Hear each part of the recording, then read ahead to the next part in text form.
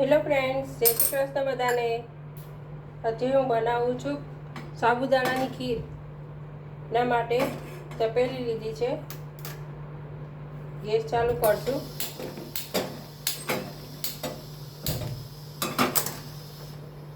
એમાં દૂધ નાખશું આપણે.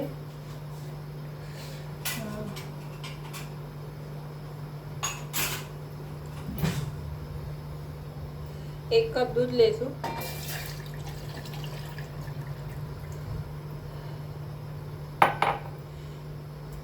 ચાર પાંચ કલાક પહેલાં મેં સાબુદાણા પલાળીને રાખ્યા હતા. દૂધ ઉકાળી નાખશું ખાંડ નાખીને. ખાંડ નાખવાની આપણે. મીઠું ખાતા હોય એ પ્રમાણે નાખવાની.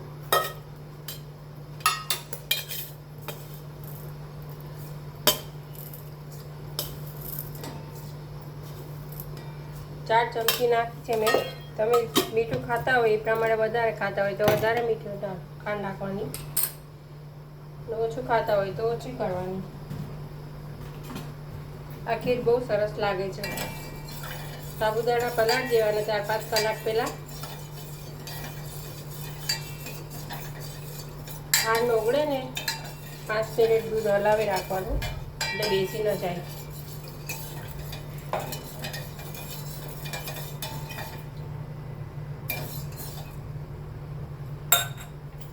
એક વાટકી સાબુદાણા લીધા છે મેં.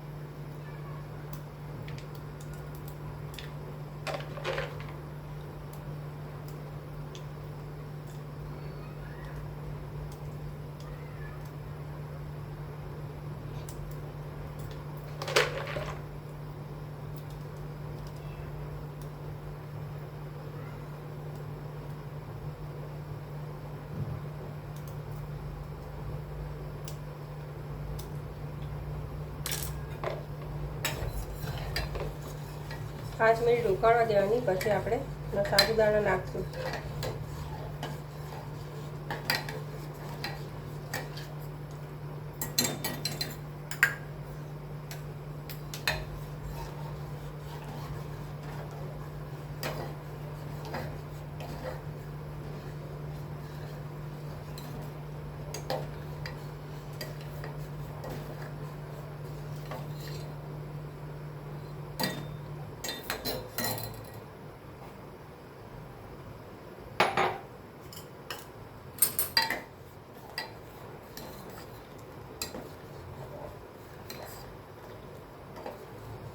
હવે એમાં આપણે સાબુદાણા નાખી દઈશું. એક વાટકી લીધા તમે.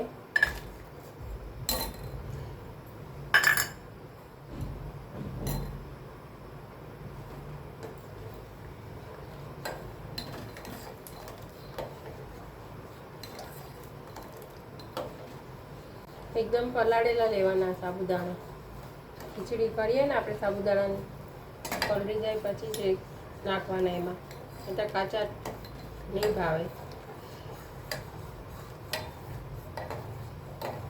મોઢામાં દાંતમાં ચોટે, કાચા રહી જાય ને તો દાંતમાં ચોટે. આ એકદમ ફૂલી જશે. દૂધમાં નાખશો ને એટલે સાબુદાણા એકદમ ફૂલી જાય. તમે જોઈ શકો છો.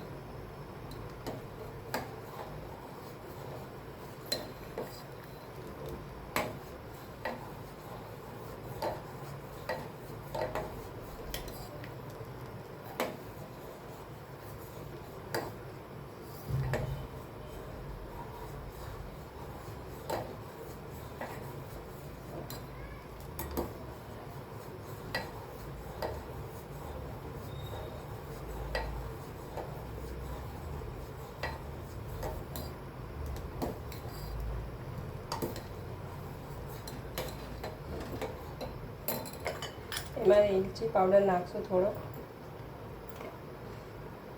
ચોખાની બનાવો ને એવી રીતે જ બનાવવાની. સાબુદાણા પલાળી દેવાના.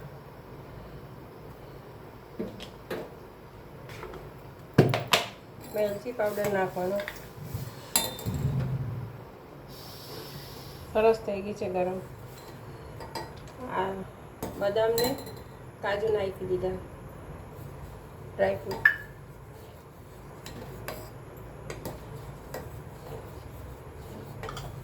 તમે પણ બનાવજો.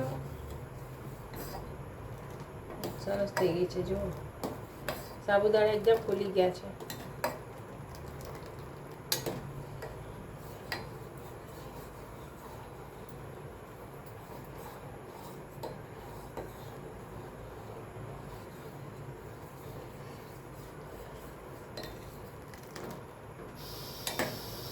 હવે આપણે ગેસ બંધ કરી દઈશું.